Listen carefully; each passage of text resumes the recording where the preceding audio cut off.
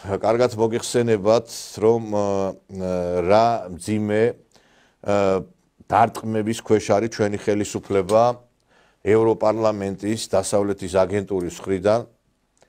არ ვიცი, მე მგონი რომ სულ ზღაფავს გლობალისტური დასავლეთი და ის ჯგუფები, რომლებიც ფინანსურად იყვნენ დამოკიდებული, როგორც აი ძუძუზე გოჭი იქნება მიერთებული, ისე იყვნენ აი დედის ძუძუზე მიბჯენილები და იკვებებოდნენ კარგახანი. და ეხლა აგერ ტრამპმა საქვეყნოდ გამოაცხადა ის, რომ USAID და ის ორგანიზაციები, რომლებიც წარმოადგენდნენ ამერიკელი ხალხის მძარცველ სტრუქტურებს, იყვნენ რეალურად იმ საქმიანობით დაკავებული, რომლებიც ძირს უთხრიდა თვითონ ამერიკის სიძლიერეს. ტრილიონობით დოლარზეა მეგობრებო საუბარი, ტრილიონობით დოლარი გადიოდა ამერიკის ბიუჯეტიდან, იმიტომ რომ USAID არის ამერიკული ორგანიზაცია და პირდაპირ მიდიოდა აი ამ მოღალატეებს. ეხლა აი ქუჩაში რო ყრიან ეს არარაობები. ესენი არიან სწორედ ამერიკული ფულის და ამერიკული ბიუჯეტის მძარცველები. პირველ რიგში თქვენ რო იცოდეთ, შეიძლება ამათი პასუხისგებლობის საკითხი დასვას ამერიკის შეერთებულმა შტატებმა. კრიმინალები და მძარცველები უწოდა კაცო ტრამპმა. პრეზიდენტი ტრამპი ორგანიზაციის ხელმძღვანელებს შეშლილებს უწოდებს და მიმდინარეობს მსჯელობა USAID-ის მომავალ საქმიანობაზე. ამ დროისთვის გათიშულია ვებგვერდი ორგანიზაცია დაიხურა მასკის პლატფორმა X-ს.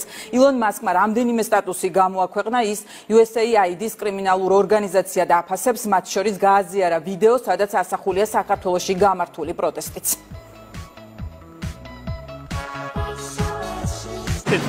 USAID-ის რადიკალი შეშლილები მართავდნენ და ჩვენ მათ უშვებთ. ამის შემდეგ გადავწყვეთ რა იქნება სააგენტოს მომავალი. USAID ბოროტებაა. USAID არის კრიმინალური ორგანიზაცია, დროა რომ მოკვდეს.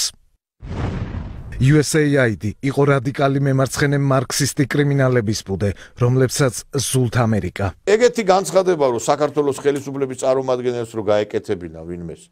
თქვენ ხო წარმოგიდგენიათ რა დღეში ჩავარდებოდა ჩვენი ხელისუფლება. მე არ გამოვრიცხავ, რომ საქართველოში ამერიკის საელჩოს ბევრი წარმომადგენელი დაპატიმრებულიც იქნან. იმიტომ რომ ისინი იყვნენ ჩართული ჩვენი ქვეყნის საწინააღმდეგო განცხადებებში და მოქმედებებში და ასევე ამერიკის ინტერესების საზიანოდ მოქმედებდნენ. ილონ აი ხა დუბაიში რო იყო, თქვენ კარგად იცით, გუშინ შეხვედრა ჩვენი ქვეყნის პრემიერიც ესწრებოდა და ილონ მასკმა პირდაპირ მიმართა იქ დამსწრე უამრავ ქვეყნის ლიდერს, რომ ჩვენ არასდროს არ ჩავერევით, ეხა მოდი დაჯერება არ დაჯერებაზე არ გვინა, მე ოფიციალურ განცხადებაზე ვლაპარაკობ, იმიტომ რომ ვიცი ხა შეიძლება ვიღაცები გამოხდეს სამგლე გოჭები და თქვან ეხლა ეგ ტყუილი ლაპარაკია, მაინც ჩაერევიანო. ნუ გაცხადებული პოზიცია ეს არის ამერიკის დღევანდელი ოფიციოზის, რომ ჩვენ არ ჩავერევით საქმიანობაში არავის, იმიტომ რომ ეს არის მათი სუვერენული უფლება აწარმოონ პოლიტიკა. მსოფლიო მთავრობათა სამიტის ტრიბუნა ილონ მასკმა შეერთებული შტატების ახალი ადმინისტრაციის პოლიტიკაზე საუბრისთვის გამოიყენა. რა დროსაც მთავრობის ეფექტიანობის დეპარტამენტის ხელმძღვანელმა USAID-თან და NET-თან დაკავშირებით პრეზიდენტ ტრამპის პოზიცია კიდევ ერთხელ გაახმიანა. მას კი ამბობს, რომ ამერიკის საერთაშორისო განვითარების სააგენტო და დემოკრატიის ეროვნული ფონდი ვაშინგტონის მიზნებს ვერ პასუხობენ. ამიტომაც ახალი ადმინისტრაცია მათ არსებობაში აზრს ვერ ხედავს. ახალ ადმინისტრაციას სხვა ქვეყნების საქმეებში ჩარევის ნაკლები ინტერესი აქვს. ვფიქრობ, საკუთარი საქმე სხვა ქვეყნებს თავად უნდა დაუტოვოთ. ვინაიდან ამერიკამ რეჟიმების შეცვლის ზეწოლის ნაცვლად საკუთარი ქვეყნის საქმე უნდა გააკეთოს.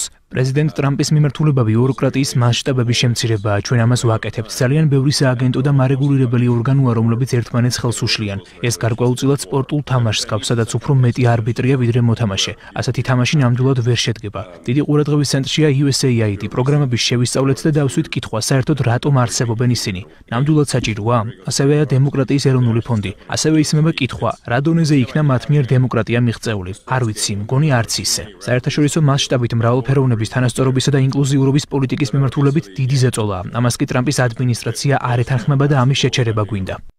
ილონ მასკის დისტანციურ გამოსვლას მსოფლიო მთავრობათა სამიტის გავლენიან მონაწილეებთან ერთად ისმენდა საქართველოს მთავრობის მეთაურიც, რომელსაც მიაჩნია, რომ დუბაიში გამართული მასშტაბური ღონისძიება კარგი პლატფორმა იყო, რათა საქართველოს გზავნილები მეგობრებს, პარტნიორებს და საერთაშორისო ინვესტორებს კიდევ ერთხელ მოესმინათ. იყო საინტერესო შეხვედრები, საინტერესო საუბრები, ჩვენთვის რა თქმა უნდა ძალიან მნიშვნელოვანია კონკრეტულად ამ რეგიონში ურთიერთობების აღრმავება, პოლიტიკური პარტნიორობის კიდევ უფრო მეტად განვითარება, ეკონომიკური კავშირების განვითარება, რა თქმა უნდა ეს ფორმატი გამოვიყენეთ იმისათვის, რომ ჩვენი გზავნილები მიგვეტანა ჩვენს მეგობრებამდე, ჩვენს პარტნიორებამდე და ამ კუთხითაც იყო ძალიან მნიშვნელოვანი ამ სამიტში მონაწილეობა. საქართველოს დელეგაცია დარწმუნებულია, რომ მსოფლიო მთავრობათა სამიტში მონაწილეობას ჩვენი ქვეყნისთვის ეკონომიკურ ჭრილში ხელშესახების შედეგები ექნება. სამი დღის განმავლობაში დუბაიში ოფიციალური თბილისი იმ პროექტებს განიხილავდა, რომლებიც უკვე არსებობს და საუბრობდა სამომავლო პერსპექტივებზე.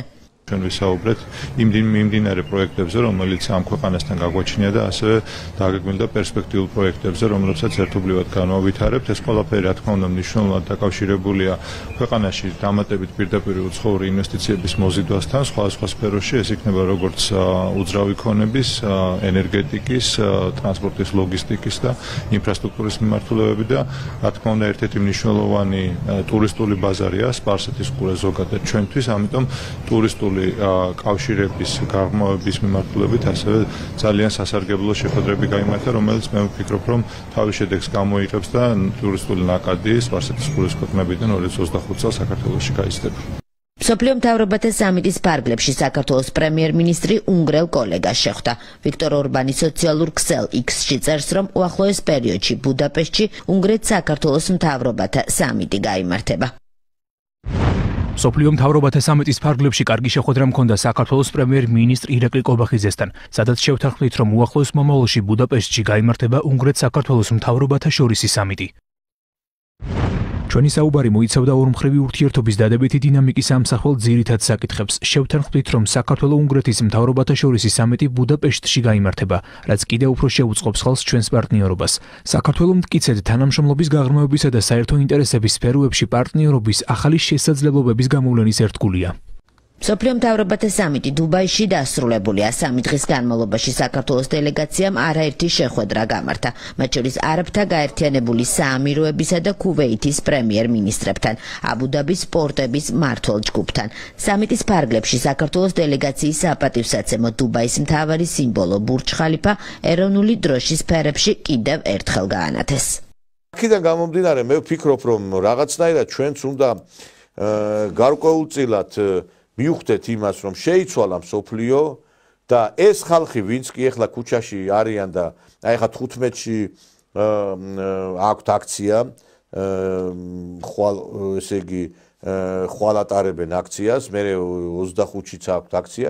ეს არის დაახლოებით იმ ხალხის პოზიცია, იმ ხალხის პოზა, აი ქათამს რო თავს წააცლიდა, რომ დაფართხალებს თავის გარეშე ქათმის სხეული, ახლა ვისაც სოფელში ქათამი დაგიკლეთ ან გინახიათ, აი ახლა ეგრე არის, უთავო ნაცმოძრაობა დაფართხალებს, უთავო და ესე უსიცოცხლო, რომელიცაც არაფერი სიცოცხლე და ერთმანეთს აგინებენ, ლანძღავენ.